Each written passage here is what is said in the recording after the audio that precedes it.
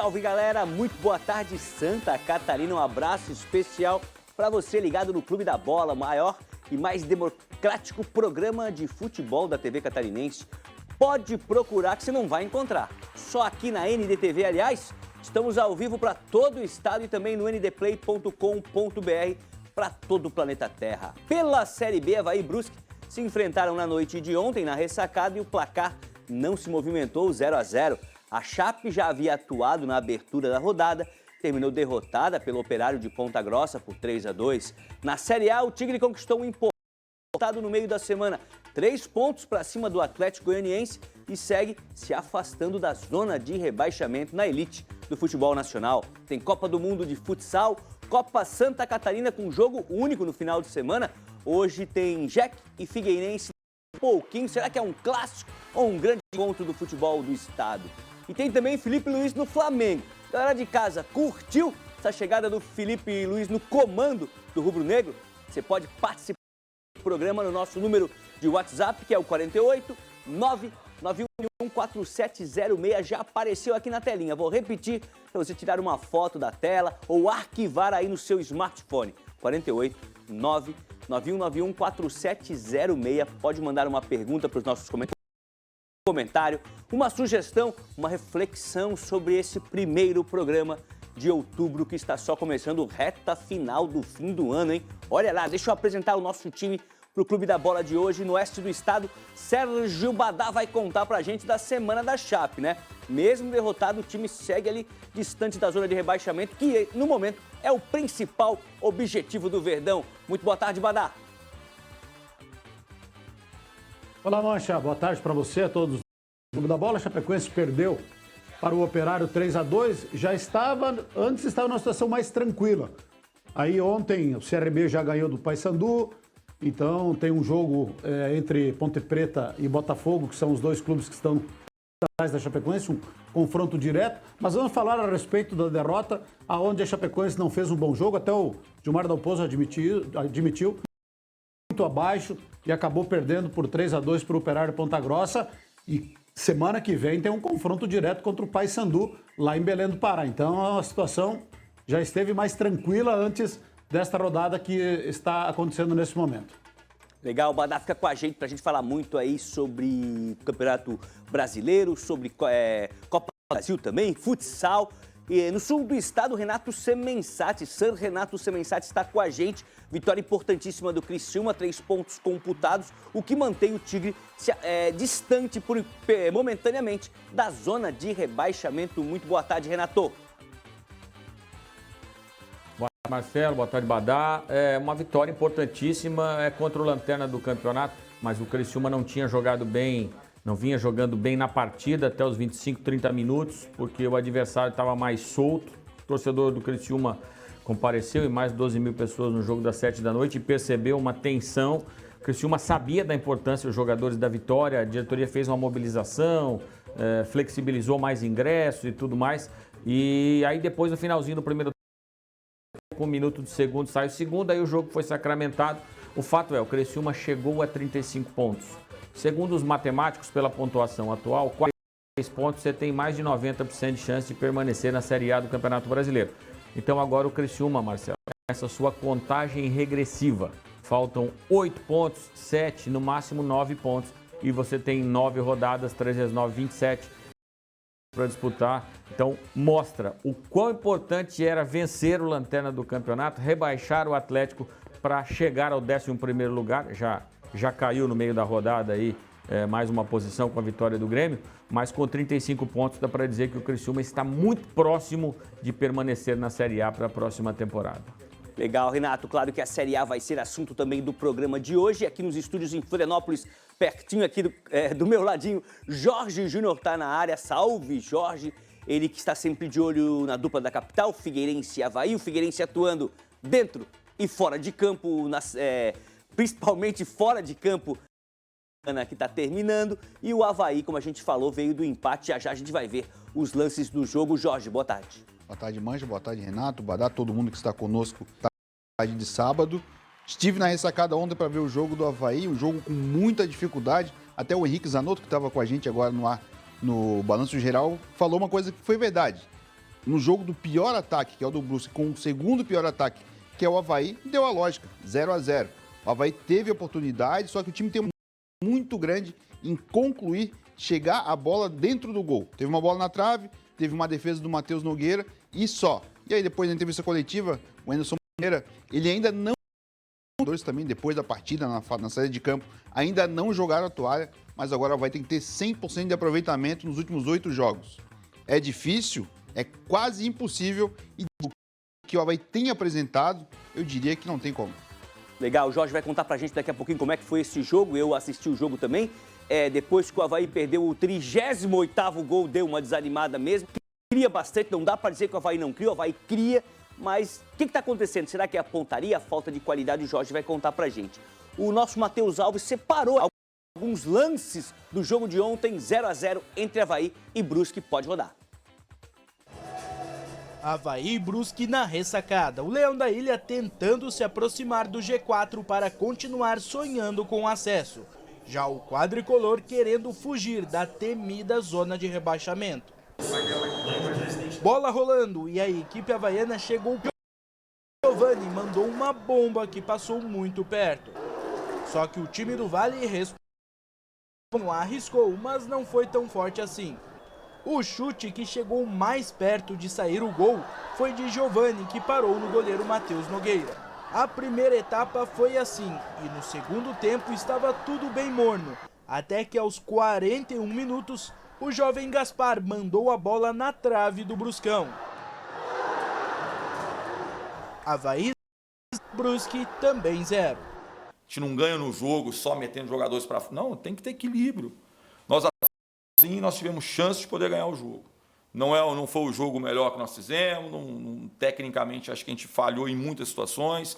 Tivemos bons envolvimentos na entrada da área ali, onde o último toque, às vezes nós falhamos, poderia deixar um jogador na área do gol. E quando nós deixamos o jogador, nós acabamos falhando, porque a bola pega na trave. Então, assim, nós tentamos buscar o gol do começo ao fim. Um ponto muito importante, né? A gente tem a velha máxima fora de casa. Quando não der para fazer 3, faz 1. Leva 1, a gente tem essa tônica. Eu acho que a gente fez um bom jogo dentro do que a gente trabalhou.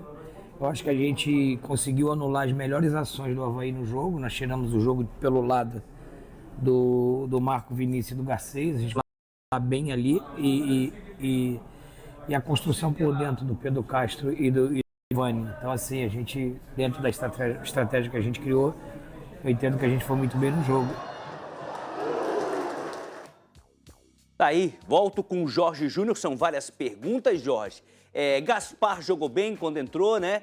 Pela esquerda, o goleiro César ali foi dar uma de galo com o menino do Brusque ali, tomou um amarelo, se eu não me engano, tá suspenso pro próximo jogo, o amarelo veio de graça para ele, um baita goleiro.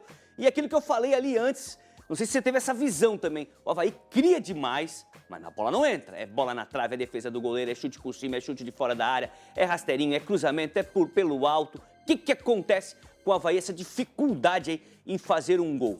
Seguindo na tua sequência de perguntas, o Gaspar entrou, nos primeiros lances ele acabou errando uma bola, assim como o Garcês fez em quase todo o jogo. Então o setor esquerdo de ataque, o Avaí estava com muita dificuldade, e aí ele teve essa oportunidade na cara do gol, que a bola acabou batendo na trave. Já o César, nessa saída, de fato, ele tomou um cartão amarelo, porque ele fez uma bronca com um jogador do Brusque, está suspenso, o Igor Bon está machucado, o Douglas está voltando uma cirurgia, fez lá em janeiro, então o Otávio, que é o terceiro goleiro, que estava no banco de reserva, é quem deve ser o titular no ano que vem contra o América Mineiro, aqui na ressacada. Já sobre a questão de criar, a gente está vendo os lances aí, o Avaí tem algumas bolas que chegam até o gol, mas o goleiro Matheus Nogueira fez aquela defesa do Giovani, teve essa bola na trave e depois o Avaí acaba chutando a bola muito por cima, erra de fato o gol e o Brusque, como até bem falou ali o Marcelo Cabo, o time se fechou bem o Avaí os espaços e deu a entrada da área para o Avaí finalizar. E como estava bem povoada ali dentro da área, então o chute de Giovani foi por fora, o chute no primeiro tempo também foi para fora, um chute do Marcos Vinícius foi para fora. Então as finalizações do Avaí, do Zé Ricardo também, as finalizações ficam prejudicadas e o Avaí tem a assistência. Ontem, até diferente de outros jogos, a torcida não fez aquela vaia a partir do primeiro tempo, tentou incentivar o time, porque viu a dificuldade e até depois Eu perguntei pro Ederson Moreira, ele saindo da coletiva, ô Ederson, tu gosta de um zagueiro construtor, assim, eu preciso? Ele falou, e é o que o Avaí tem hoje, o Avaí precisa, no caso, né? Já que tem o Gustavo Vilar e o Thiago Pagunçá, que todas as jogadas começam com eles. O Avaí vai girando a bola e volta nos dois para começar, porque o outro... E aí que é a dificuldade de criação. Como o Brusque fechou bem ali o meio campo com o Gil, o Cássio não conseguindo tabelar, na primeira tabela que teve, o Wagner pifou ali o jogo. Então, mas só que eu errado. O Wagner tem que receber para finalizar. Só que ele estava passando. Então, o jogo do Brusque bem correto, pelo que se propôs, e o do Avaí tentou, de nosso querido Miguel Livramento aqui, que a gente trabalhou junto, namorou, mas mais uma vez não. Ô Jorge, eu já falei aqui, né? O pessoal sabe. Eu leio comentários. Adoro acabar o jogo, dar uma meia horinha, vai pra internet. Vai pra internet que o pessoal tá lá comentando. Já vou passar a palavra pro Semençati, mas antes perguntar pro Jorge. Muita gente dizendo ontem, muita gente não, né? Alguns comentários dizendo que o Wagner Love tá muito pesado, que tá acima do peso. Tem expressão aqui em Florianópolis que é o coxa colada, né? O cara tenta correr, não consegue. Dificuldade? Será que é alguma coisa de peso, não? Acima do peso tô eu, Mancha. Eu também, né? Quem sou eu, né? Quem sou eu pra falar do cara tá acima do peso? Foi alguém, o comentário que eu li, não foi eu que tô falando. Não sou eu que tô falando. O Wagner Love, a gente pode dizer que ele tem um centro de gravidade diferente, é um pouco mais baixo. Certo. Porque ele tem um quadril um pouco mais largo, ele é diferente. Mas ele corre o jogo inteiro, ele tem condicionamento físico para isso. Que bom. Ele tem ali a resistência, só que, lógico, ele tem 40 anos. Ele não tem mais a velocidade dos 23, dos 25. Importante. O torcedor, até nos comentários, também acompanhando, fala, porque o Wagner Love não sai. É porque quando ele sai, a diferença técnica para quem entra é muito grande. E é isso que o Ederson Moreira até falou na coletiva dessas peças, que algumas peças ele tem que deixar, porque fazem parte do contexto do jogo de ataque. E daí quando sai o Wagner Love, entrou o Ademilson, aí tu vê que a diferença técnica cai, o Ademilson tá até um pouquinho melhor de velocidade, mas ainda falta aí o ritmo de jogo, uma coisa que o Wagner Love já tem. Isso te perguntei, porque no visual, no uniforme, não parece. Nada. Que ele tá acima do peso, não, realmente não está Wagner Love. Renato Semençati. Não, eu tenho uma pergunta. O Avaí jogou contra o Guarani, lanterna do campeonato. Não ganhou. Jogou contra a Chapecoense, quando jogou, estava no Z4, não ganhou. Jogou contra o Brusque, que hoje está no Z4, não ganhou. Em 9 pontos contra os piores do campeonato naquele momento, o Avaí fez 2 pontos. 2. A minha pergunta é a seguinte, alguém na ressacada tem coragem de falar em acesso? Não, o discurso já mudou, Renato. Tem um discurso, não é conformista, mas é um discurso de... Quando tem a matemática ali, mas ninguém tem mais aquele otimismo. Ontem, é realista, né? Depois do jogo não tinha ninguém... Ainda com um sorriso, uma esperança. Não, agora vai dar 8 jogos na reta final, a gente ganha. O Avaí teve uma sequência de 6 vitórias seguidas, ali com o Gilmar Delpozo no começo. O Anderson teve 3 vitórias seguidas. E eu fiz a matemática essa semana sobre as matérias, sobre os jogos. Esses 9 últimos jogos que o Avaí tinha 3 deles só. Não, acho que tinha vencido 2 jogos. Então, vencer esses últimos 8 é praticamente impossível pelo que o time vem apresentando. Não, a matemática, tudo pode acontecer do Avaí, mas no futebol não é só mística. Tem a parte da estatística e a do que a gente está vendo de concreto dentro de campo. O Avaí não consegue fazer gols, está com uma dificuldade muito grande de fazer gols, e se tu não faz gol, tu não vence o jogo. Até a defesa melhorou, mas só que, como bem frisasse, a defesa pegou o Chapecoense, Guarani e agora o Brusque, e tomou um gol, foi o gol da Chapecoense, e contra o Guarani, na segunda-feira passada, teve um chute no gol no jogo inteiro do ataque do Avaí. Então é muito pouco para quem pode acreditar em mística, em 8 jogos. E mesmo se ganhar 8 jogos na reta final, não tem 100% de garantia de acesso. Então, infelizmente, se a gente está vendo o Criciúma encaminhar sua permanência na Série A, a gente está vendo também o Avaí garantir a sua permanência na Série B. Teve um lance ali do Rodrigo Santos aqui pela direita, acabou de passar, que não é o nosso Rodrigo Santos lá de Brusque, é o Rodrigo Santos do Avaí, que ele passou por 8 jogadores e resolveu... Tive a impressão, o Jorge estava lá, pela tela, eu tive a impressão que ele se jogou. Que ele se jogou ali para tentar cavar um pênalti. Se encarasse, quem sabe, podia ter um final melhor essa jogada. Fala, Badá! Até antes o Badá falar, mas o árbitro de ontem, o negócio é o seguinte, Mancha, até outro dia o tio Badá falou que o Avaí, a idade era meio de tabela. O Avaí tem que agradecer a Gilmar Dalpozo. O Avaí está fazendo uma campanha tranquila, segura, nenhum risco de rebaixamento, graças ao Gilmar Dalpozo. Que quando o Gilmar Dalpozo pegou o Avaí, estava lá na segunda página da tabela de classificação, estava mais para baixo do que para cima. O Gilmar Dalpozo tirou de lá, colocou na primeira página da tabela de classificação. Aí vai terminar o campeonato tranquilamente, sem correr nenhum tipo de risco, graças a Gilmar Dalpozo. Agora o Gilmar Dalpozo trata de fazer o mesmo aqui com a Chapecoense, de tirar a Chapecoense dessa situação difícil. Está no caminho certo, apesar do tropeço lá em Ponta Grossa. Mas se o Avaí faz essa campanha tranquila, é pelo trabalho do Gilmar Dalpozo. Isso aí precisa ter um pouquinho mais de reconhecimento por parte do Avaí. Se a Chapecoense também ficar tranquila na Série B aí, no finalzinho do ano, eu lanço a hashtag o Mago Gilmar Dalpozo aqui no programa. Você queria falar ali, eu tinha feito o comentário sobre o Rodrigo Santos.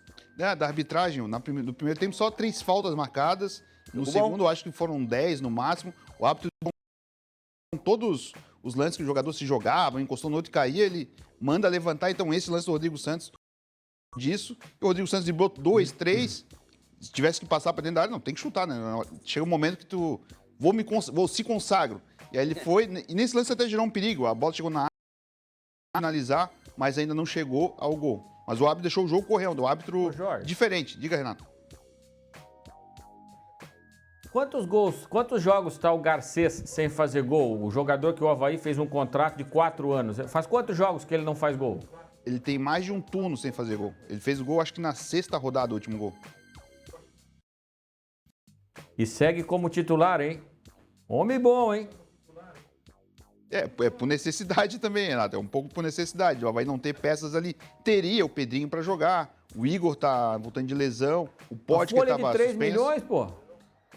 Tem que fazer render, né?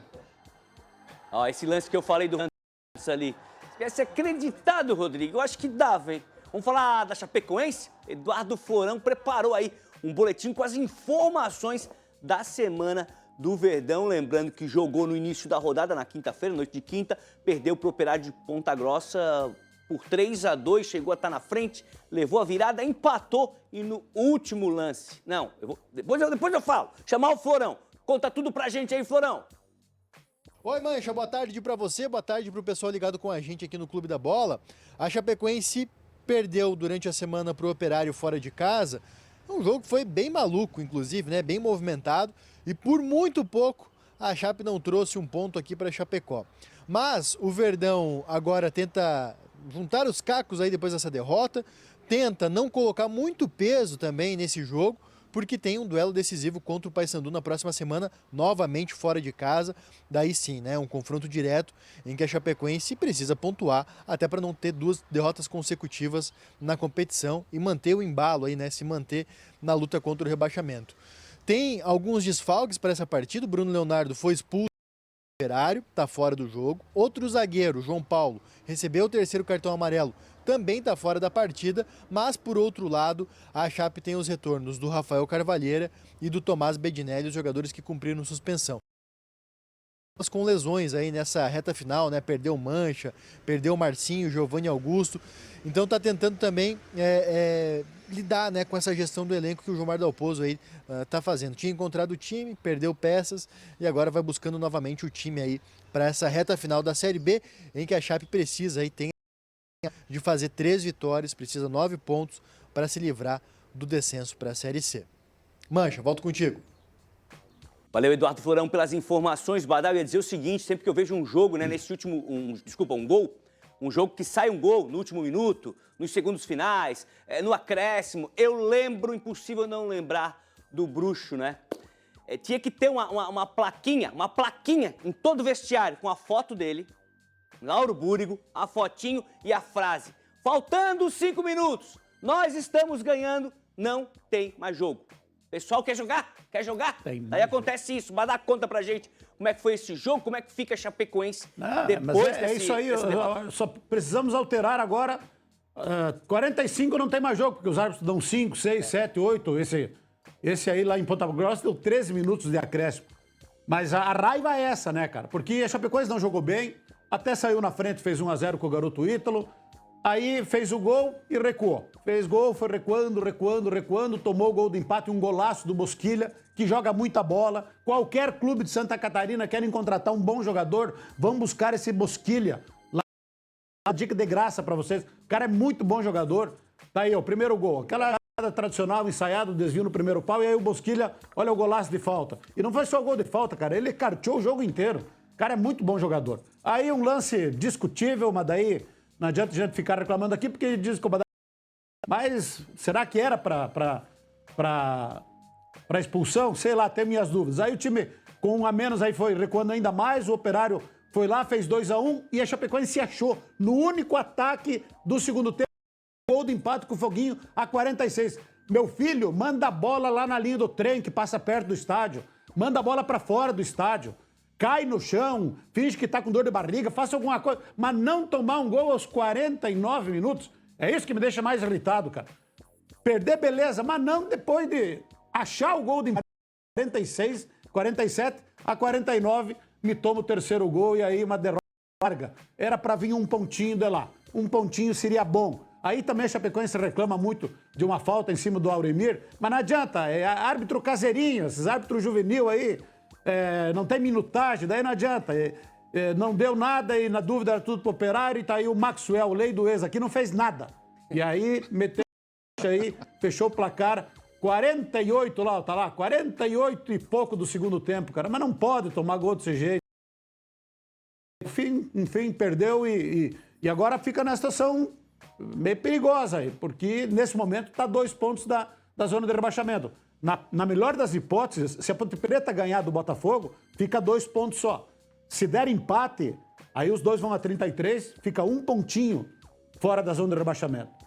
E Paysandu lá na Curuzu, que vocês conhecem, jogar lá não é fácil. Chapecoense com 34, Paysandu com 33. Então esse aí perdeu, beleza. Agora pro Paysandu não vai dar para perder. Não vai dar para perder, porque depois do Paysandu, vem jogar com o Santos e com o Goiás dentro de então, sinal de alerta está ligado novamente. Legal. A gente tem a tabela da Série B atualizada aí pela nossa produção. O Matheus produziu pra gente a tabelinha pra gente dar uma olhada aí onde é que estão os catarinenses, né? Rapaz, Novo Horizontino, Santos, Sport, Mirassol, é o G4. 54, 53, 47 pontos também o Mirassol. Daí tem um Coelho ali, Mineiro, 47, Vila Nova, 46, Ceará, 45, a turma do 42, que tem o Operário, o Avaí e o Amazonas, fechando a primeira página, né? Na segunda página, o Coxa com 41, um pouquinho abaixo o Goiás com 38, um pouquinho mais ainda, na 13ª posição, a Chape com 34, o CRB está colado com 33, o Paysandu tem 33 e a Ponte Preta tem 32.